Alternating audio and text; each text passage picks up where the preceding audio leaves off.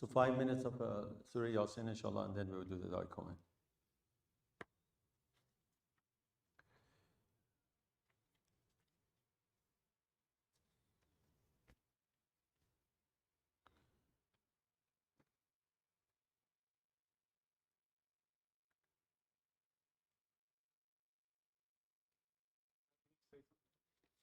Hello, hello, hello. Is that good enough? Let me know when I should start. So once the Quran is finished, you're going to stop that and then do the dua comment, or you just continue? Inshallah. Let me know. Am I on? أعوذ بالله من الشيطان الرجيم. إن الله وملائكته يصلون على النبي صلى الله عليه وسلم يا أيها الذين آمنوا صلوا عليه وسلموا تسليما اللهم صل على محمد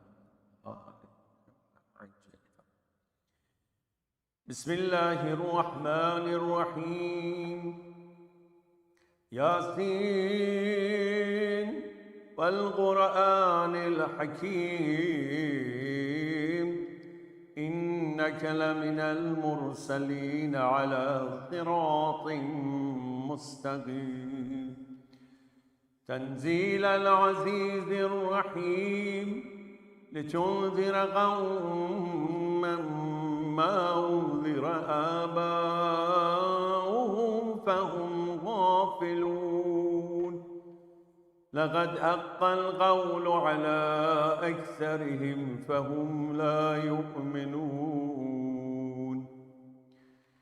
إنا جعلنا في أعناقهم أغلالا فهي إلى الأذقان فهم مقمحون وجعلنا من بين أيديهم سدا ومن خلفهم سدا فأغشيناهم فهم لا يبصرون وسواء عليهم أأنذرتهم أم لم تنذرهم لا يؤمنون إنما تنذر من اتبع الذكر وخشي الرحمن بالغيب فبشره بمغفرة وأجر كريم إنا نحن نحيي الموتى ونكتب ما قدموا وآثارهم وكل شيء أحصيناه في إمام مبين واضرب لهم مثلا أصحاب القرية إذ جاءها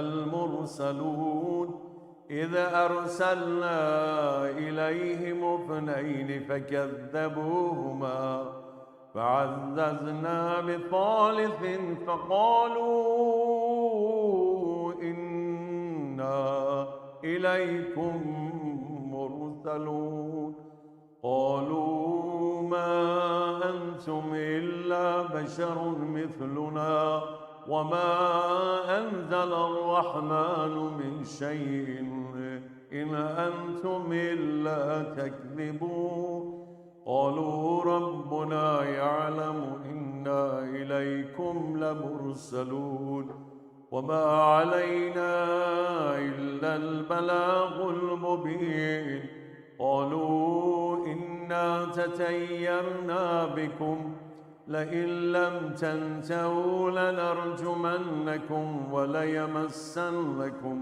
منا عذاب أليم قالوا طائركم معكم أئن ذكرتم بل أنتم قوم مسرفون وجاء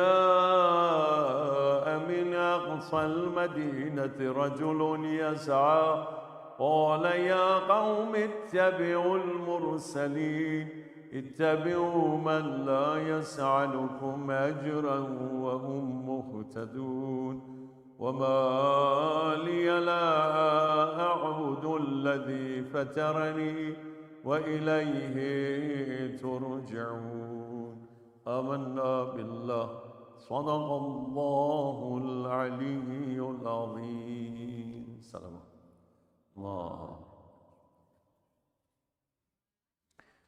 أعوذ بالله من الشيطان الرجيم. بسم الله الرحمن الرحيم. أستغفر الله الذي لا إله إلا هو الحي القيوم الرحمن الرحيم ذو الجلال والإكرام، وأتوب إليه من جميع ظلمي وجرمي وإسرافي على نفسي، وأتوب إليه. اللهم إني أسألك برحمتك التي وسعت كل شيء، وبقوتك التي غأرت بها كل شيء، وخضع لها كل شيء، وذل لها كل شيء، وبجبروتك التي غلبت بها كل شيء، وبعزتك التي لا يقوم لها شيء، وبعظمتك التي ملأت كل شيء، وبسلطانك الذي على كل شيء، وبوجهك الباغي بعد فناء كل شيء، وبأسمائك التي ملأت أركان كل شيء، وبعلمك الذي أحاط بكل شيء، وبنور وجهك الذي أضاء له كل شيء. يا نور يا قدوس، يا نور يا قدوس، يا أول الأولين ويا آخر الآخرين.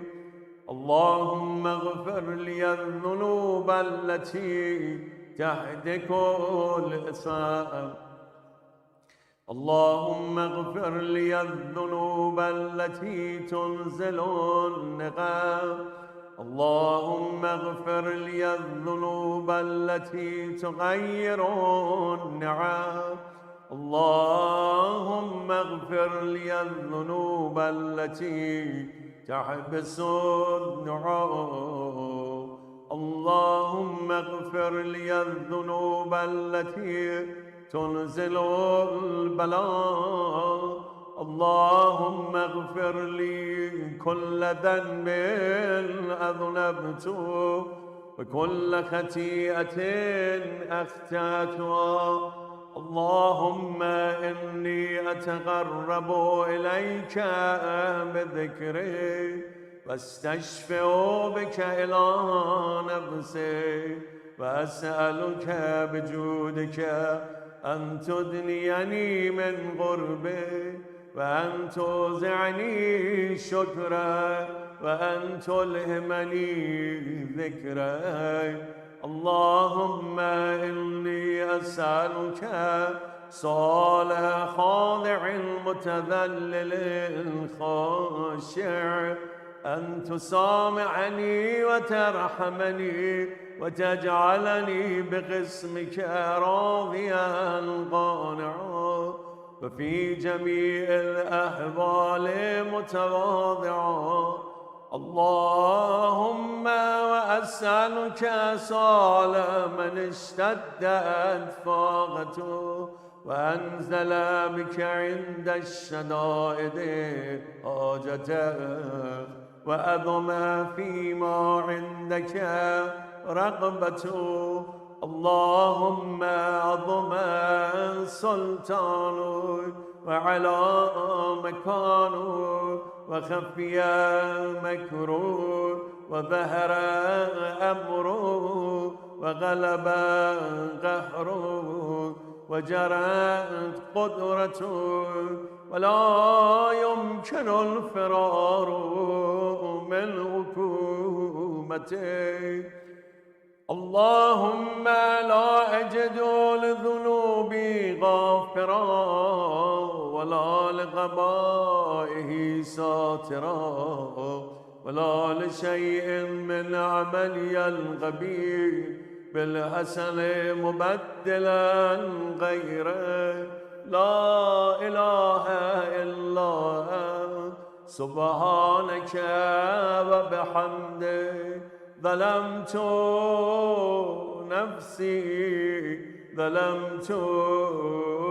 نفسي وتجأرأت بجهلي وسكنت إلى قديم ذكرك لي ومنك علي. اللهم مولاي كم من قبيح سترت وكم من فاد من البلاء أقلت وكم من إثار وقيت وكم من مكروه دفعت وكم من ثناء جميل لست أهلا له نشرت. اللهم أضم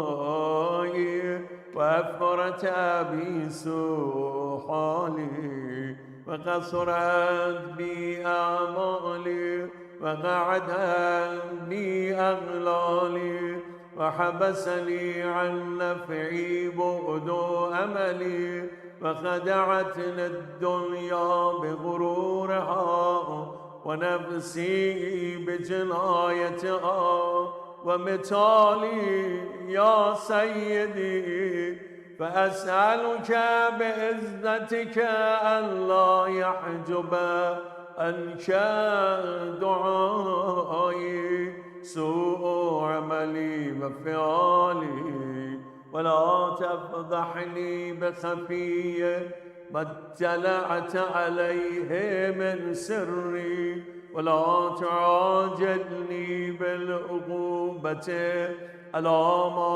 عملت في خلواتي من سوء فعلي وإساءتي ودوام تفريطي وجهالتي وكثرة شهواتي وغفلتي.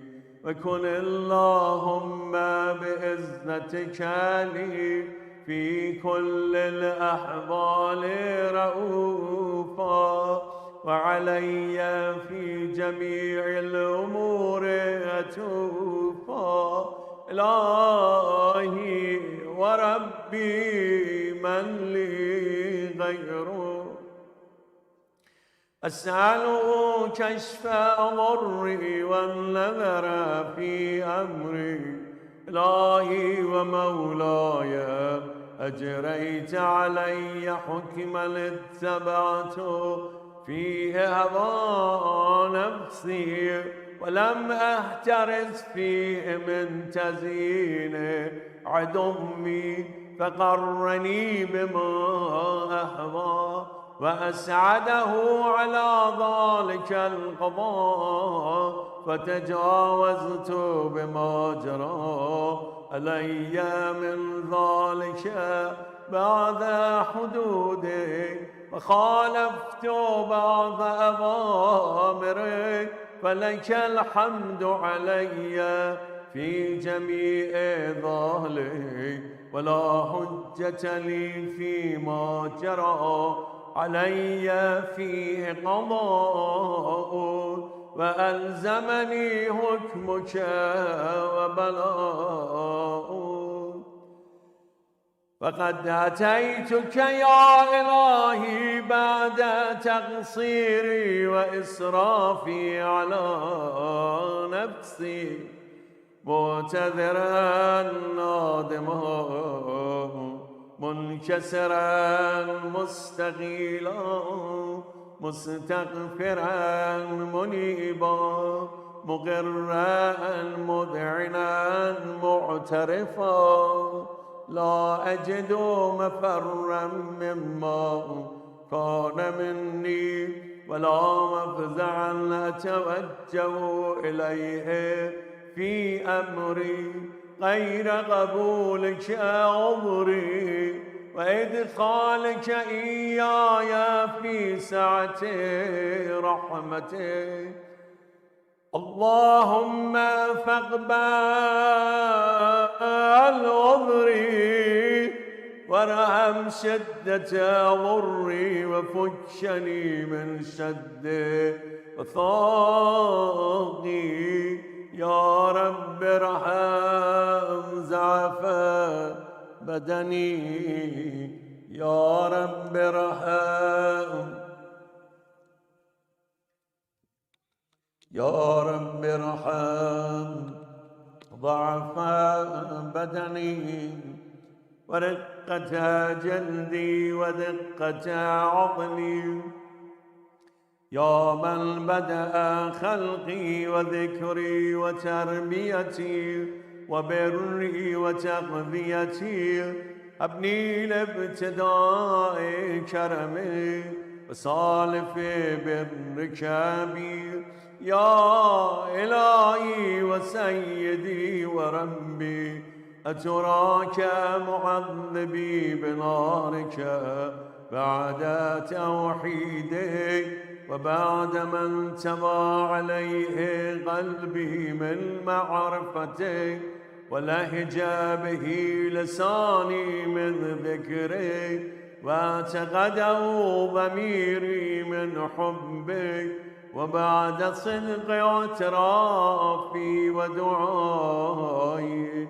خاضعا لربوبيتك هيا أنت أكرم من أن تضيع من ربيت أو تبعد من أدنيت أو تشرد من آويت أو تسلم إلى البلاء من كفيته ورحمت وليت شعري يا سيدي وإلهي ومولاي أتسلط النار على وجوه خرت لعظمتك ساجدا وعلى ألسن نتغت بتوحيدك صادقا وبشكرك مادحا وعلى قلوب اعترفت بإلهيتك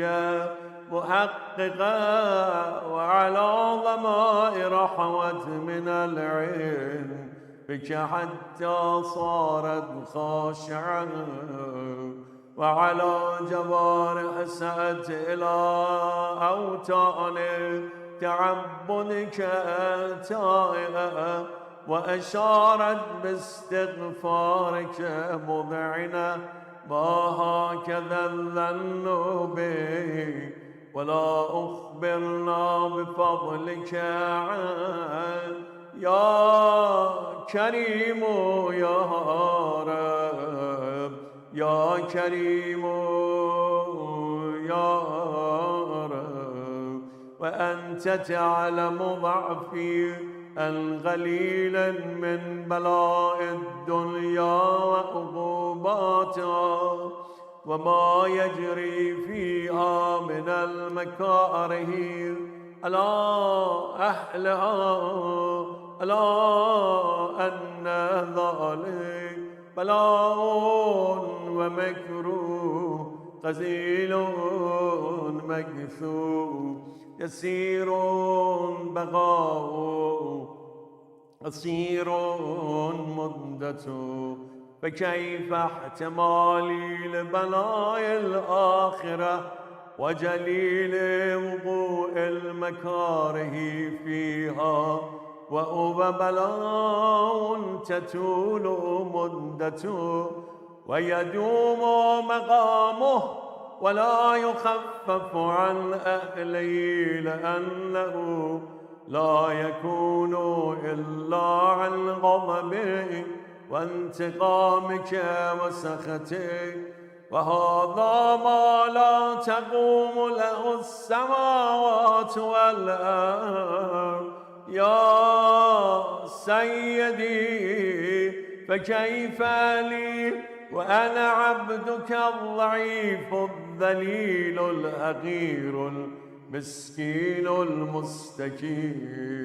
يا إلهي وربي وسيدي ومولاي، لأي الأمور إليك أشكو، ولما من أضج وأبكي، لأليم العذاب وشدته، أملت للبلاء ومدته. فلئن صيرتني للعقوبات مع أعدائك، وجمعت بيني وبين أهل بلائك، وفرقت بيني وبين أحبائك وأوليائك، فهبني يا إلهي وسيدي ومولاي وربي. صبرت على عذابك، فكيف أصبر على فراقك؟ وهبني صبرت على حر نارك، فكيف أصبر على النذر إلى كرامتك؟ أم كيف أسكن في النار ورجائي عفوك؟ فبعزتك يا سيدي ومولاي أقسم صادقا، لئن تركتني ناطقا لأضجن إليك بين أهلها ضجيج الآملين، ولأصرخن إليك صراخ المستصرخين، ولأبكين عليك بكاء الفاقدين، ولأنادينك أين كنت يا ولي المؤمنين، يا غاية آمال العارفين، يا غياث المستغيثين، يا غياث المستغيثين، يا غياث المستغيثين، يا حبيب قلوب الصادقين، ويا إله العالمين. أفتراك سبحانك يا إلهي وبحمدك تسمع فيها صوت عبد مسلم سجن فيها بمخالفته، وضاغت عم عذابها بمعصيته، وحبس بين أتباعها بجرمه وجريرته، وهو يضج إليك ضجيج مؤمل لرحمته، ويناديك بلسان أهل توحيده، ويتوسل إليك بربوبيته. يا مولاي فكيف يبقى في العذاب وهو يرجو ما سلف من حلمك؟ أم كيف تعلمه الله وهو يأمل فضلك ورحمتك؟ أم كيف يؤرق لهيبا وأنت تسمع صوته وترى مكانه؟ أم كيف يشتمل عليه زفيرها وأنت تعلم ضعفه؟ أم كيف يتغلغل بين أتباعها وأنت تعلم صدقه؟ أم كيف تزجر زبانيته وهو يناديك يا رب؟ أم كيف يرجو فضلك في عتقه منها فتترك فيها أيها ما ذلك الذنوب ولا المعروف من فضلك ولا مشفع لما عاملت به الموحد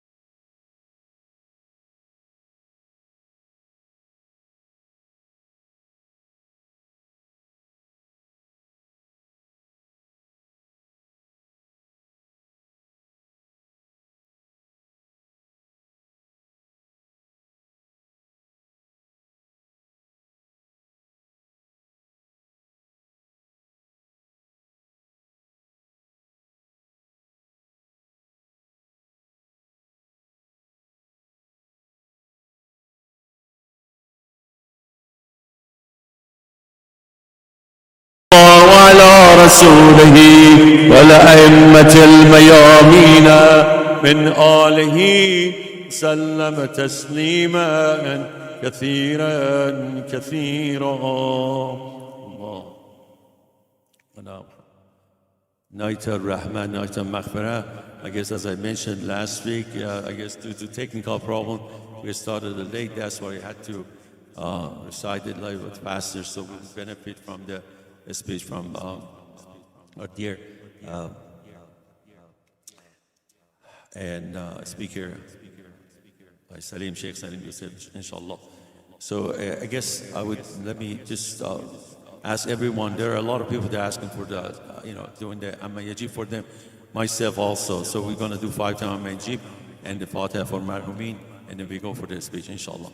أعوذ بالله من الشيطان الرجيم بسم الله الرحمن الرحيم أنت واصل أنا أسألكم أمن يجيب المضطر إذا دعاه ويكشف السوء أمن يجيب المضطر إذا دعاه ويكشف السوء أمن يجيب المضطر إذا دعاه ويكشف السوء أمن يجيب المضطر إذا دعاه ويكشف السوء أمن يجيب المضطر إذا دعاه ويكشف السوء اللهم أجل لبليك الفرج اللهم اشف كل مريض اللهم اشف مريض منزورة رحم الله من يقرأ الفاتحة والإخلاص for all your marhumin, those used to be with us, especially tonight for marhume Haji Khanum Parveen Majidi, the response to the program also, and marhumin Sayyid Manzar Abbas and Sayyid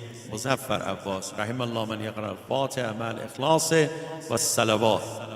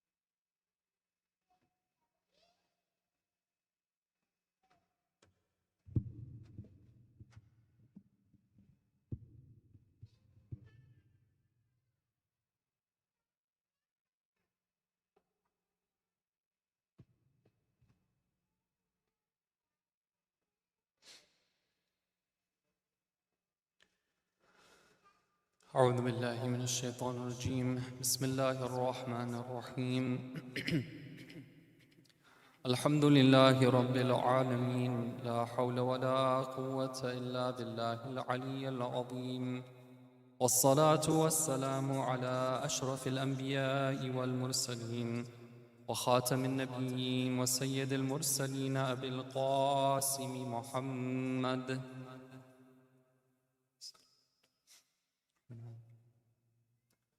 وعلى آل بيته الطيبين الطاهرين المعصومين.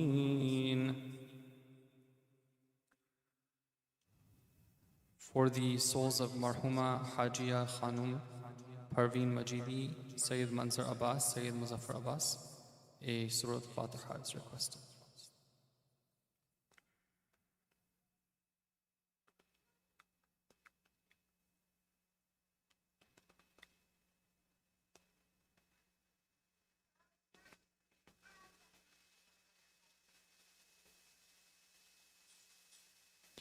Respected elders, brothers, sisters, Assalamu alaikum wa rahmatullahi wa barakatuh. Tonight is Thursday night. It's the night of special blessings from Allah, the night of seeking forgiveness from Allah. And we're thankful that in this special occasion that we're able to gather with believers, whether we're here at the center or whether we're at our homes, to remember Allah, to make dua to Him, to ask from Him, and inshallah to pray for others as well and to receive His special mercy. Inshallah, tonight I want to take a verse from the Quran, which is a very important and beautiful verse in which Allah talks about one of the laws that He has put in place in this universe, which has a great promise, but also a great threat. Before I quote the verse and I talk about some of the aspects of its meaning, I just want to give a bit of background as to why I chose this verse. Just recently we witnessed the different sort of attacks that were taking place in occupied Palestine. The Zionist entity was using various strategies to show their aggression. Some of it was military, some of it was also strategic and using warfare of the mind. And one of the things that they were doing is they were actively making use of their Twitter feed to create disunity among Muslims. This is one of the strategies that they have. By using their Arabic language Twitter feed, they want to create old age sentiments of Arabs versus Persians. This is one of the strategies that they have. And so in one of the events that took place after they had mercilessly bombed high-rise residential complexes in Gaza, where people were living, residents, civilians. One of the things they did is they proudly showed the image of them destroying that, and they said that to Iran we say, and it was in Arabic, they said to Iran we say the following, and then they quoted Surah Al-Fil. And they said, أَلَمْ أَعُوذُ بِاللَّهِ مِنَ الشَّيْطَانِ الرَّجِيمِ أَلَمْ تَرَ فَعَلَ رَبُّكَ كيف فعل ربك بأصحاب الفيل ألم يجعل كيدهم في ضليل وأرسل عليهم طيرا أبابيل ترميهم بحجارة من سجيل. They were trying to say that, we're the ones who are being sent by our Lord, as if, to like basically send down, these bombs on these people who are trying to, whatever. I don't know what kind of logic they were thinking. So they're making use of the Quran in order to justify their attacks against the Palestinians and somehow make it be an Arab-Persian issue. They're trying to get the Arabs to side with them against the Persians. Another thing that happened during the month of Ramadan, which I came across, which was a bit surprising and a bit saddening, was that during the height of this attack that was taking place, I happened to tune in on one of the lectures of a very prominent scholar of Islam from a different school of thought, but here in America, very prominent, very respected by many people. And he was talking about revolution, and his conclusion, or what the point he was trying to make, was that all types of revolutions, every revolution in history has been a failure, and Allah doesn't want us to ever do revolutions. If it's the case that there are people who have a bad government or there's injustice taking place at the top, then the way to respond to that is by fixing ourselves. Just kind of live with the system and just fix yourself. This is the type of mentality that justified, the people who supported Yazid, right? So for somebody who grew up with the love of Imam Hussein, with the understanding of Karbala, they would be allergic to this type of thinking.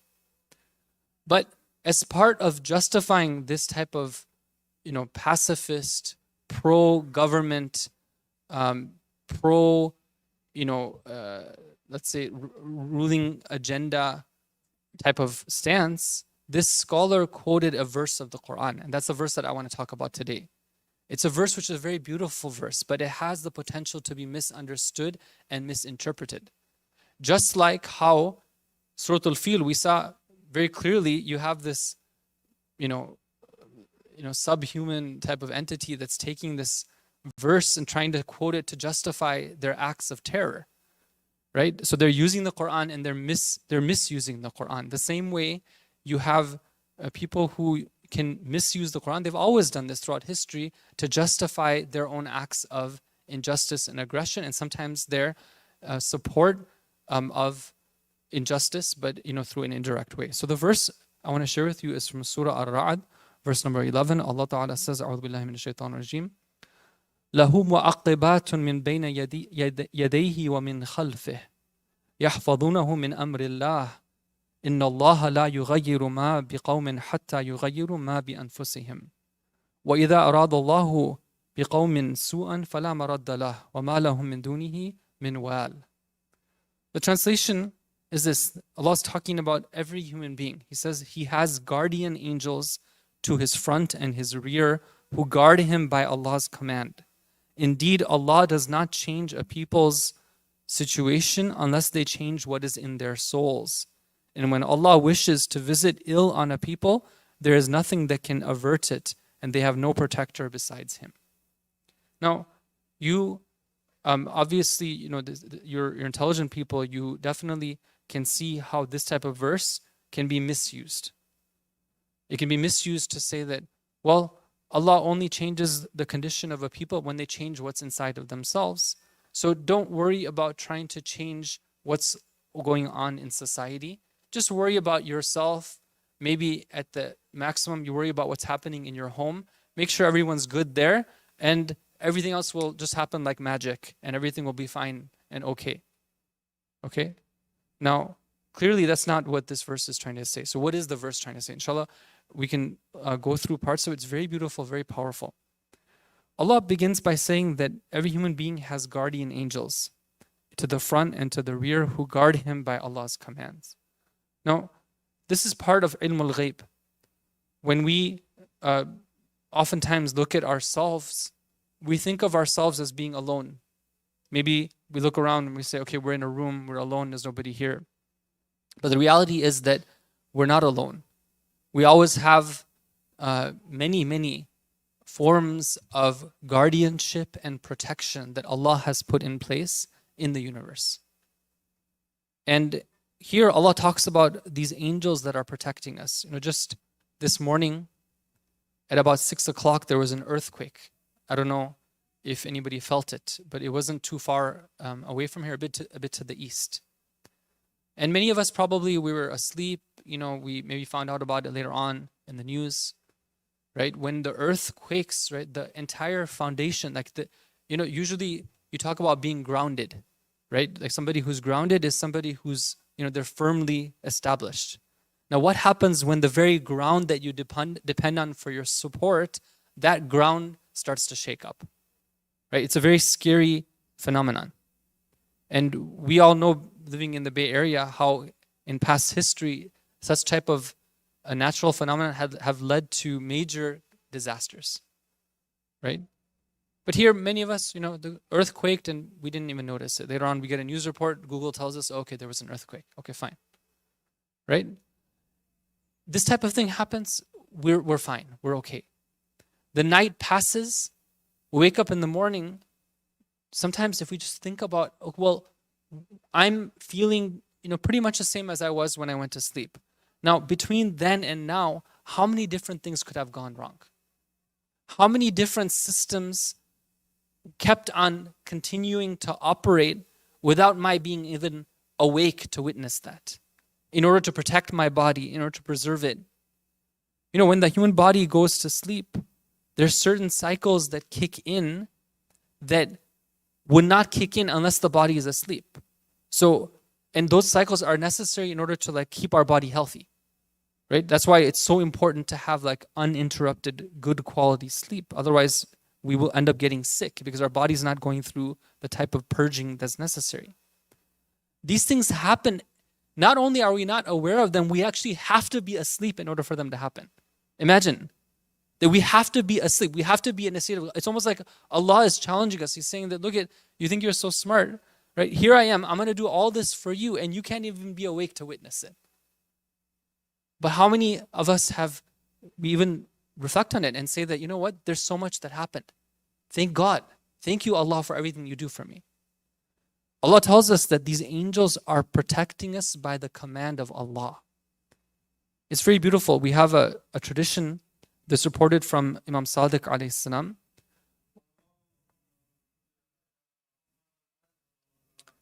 one of the companions, Ishaq ibn Ammar, he asks the Imam alayhi salam, he says that there's a verse in the Quran where Allah talks about وَقُرْآنِ الْفَجْرِ إِنَّ قُرْآنَ الْفَجْرِ كَانَ مَشْهُودًا.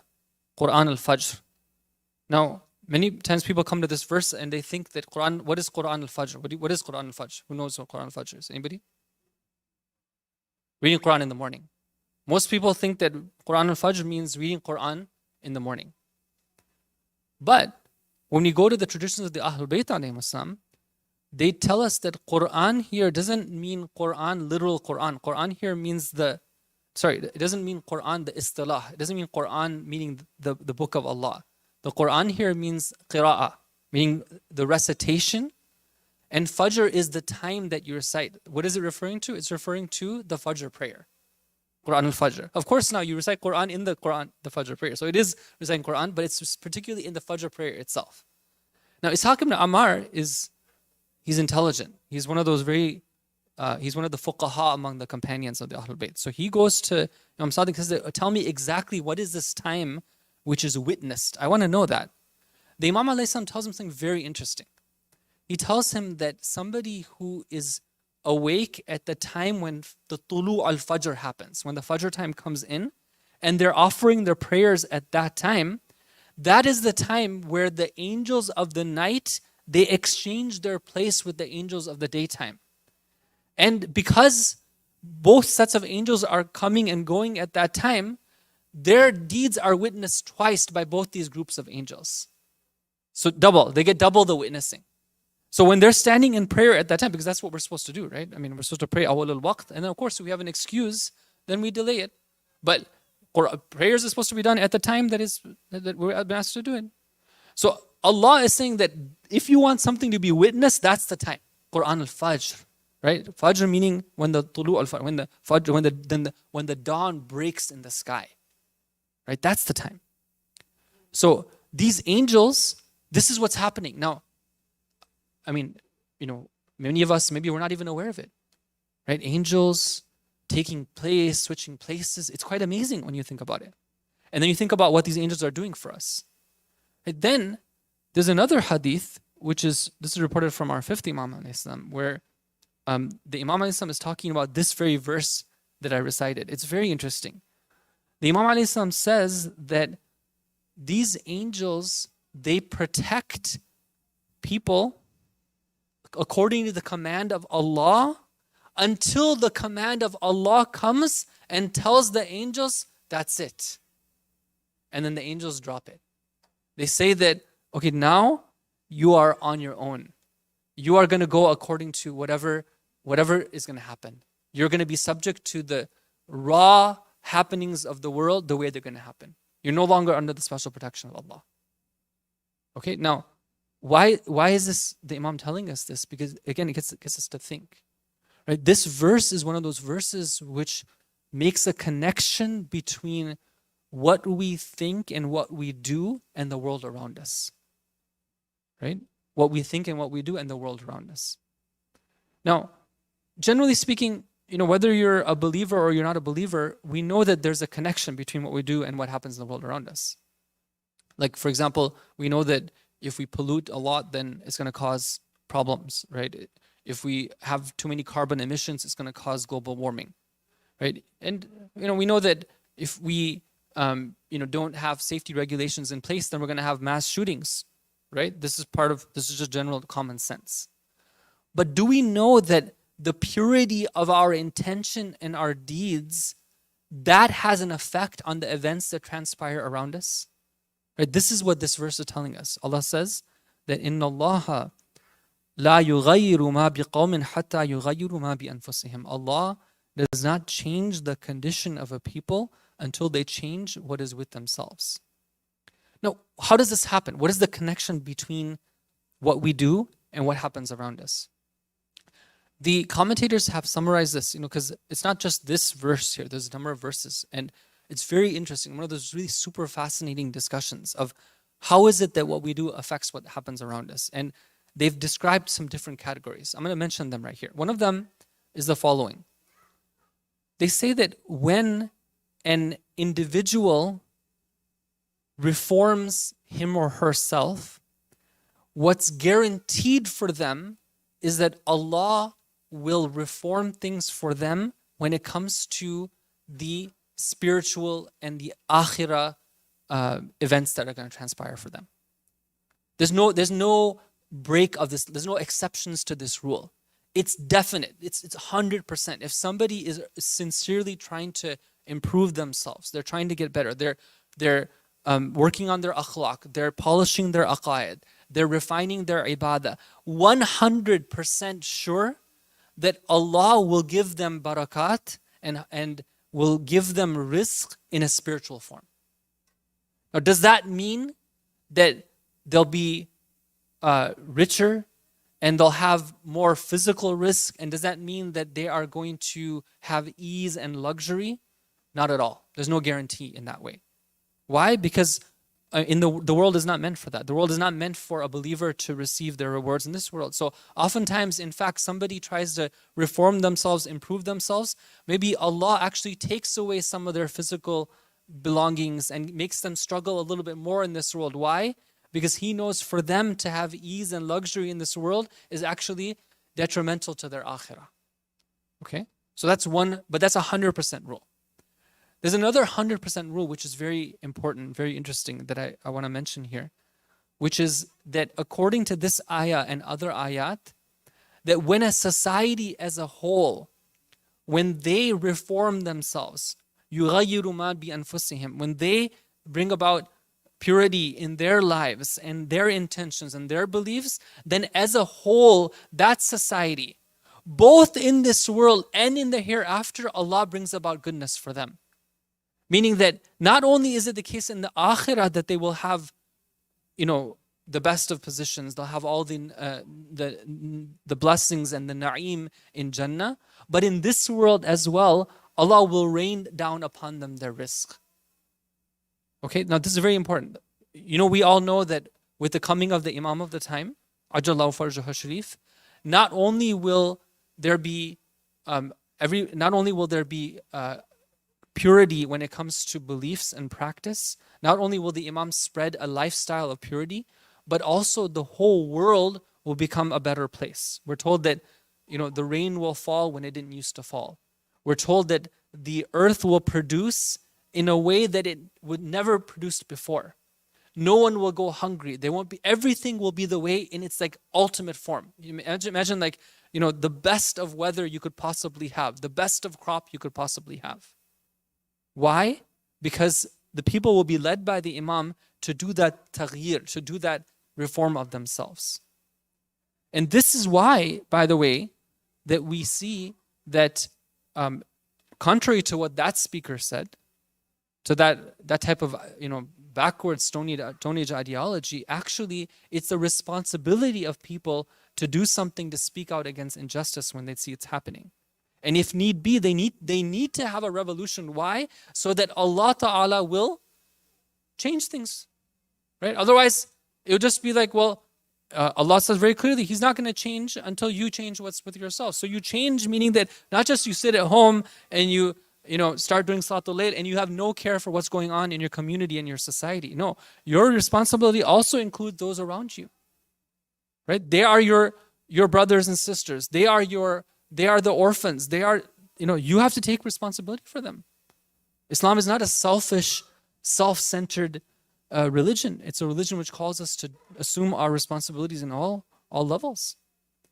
So that's another rule, which is that when you have that reform at the individual level, okay, there will be barakat in the hereafter and in spiritual barakat. But in the society, not only does that come in the hereafter, but also in this world as well.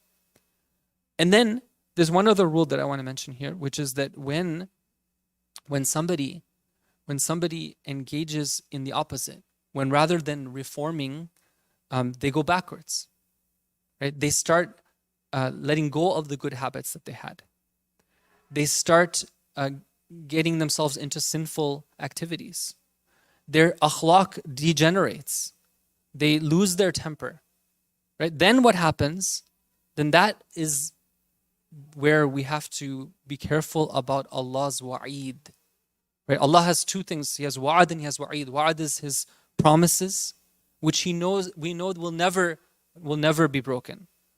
His wa'id, on the other hand, are his threats. And we know that from someone like Allah, that sometimes he might make a threat, but because of his mercy and because of his fadl, his bounty, sometimes he won't carry through with the threat.